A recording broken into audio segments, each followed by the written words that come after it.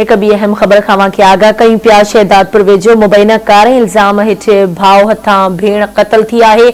अफ़सोसनाक वाक़ियो पेश आयो आहे शहदादपुर में, जिते ॻोठ ख़मीसो ब्रोही में जवाबदार भाउ भेण खे पिस्टल जा फायर करे क़तल करे छॾियो आहे। पुलिस वाक़े वारे हंधि पहुची जवाबदार खे गिरफ़्तार करे लाश खे अस्पताल मुंतक़िल कयो आहे। पुलिस जो चवणु आहे त जवाबदार कार इल्ज़ाम हेठि भेण खे क़तल कयो आहे। वधीक जांच कई पई वञे।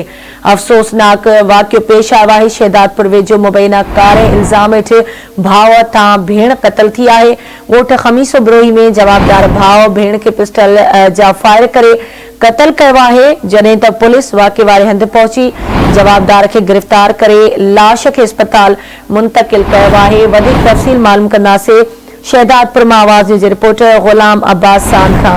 जी ग़ुलाम अब्बास, छा तफ़सील आहिनि इन अफ़सोसनाक वाक़े जा, आगाह कजो।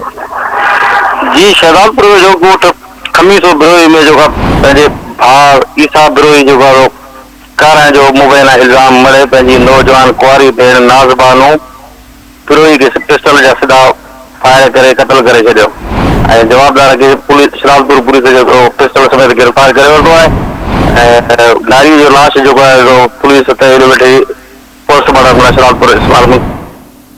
ठीक है, जी मेहरबानी ग़ुलाम अब्बास, तफ़सील खां आगाह करिजो।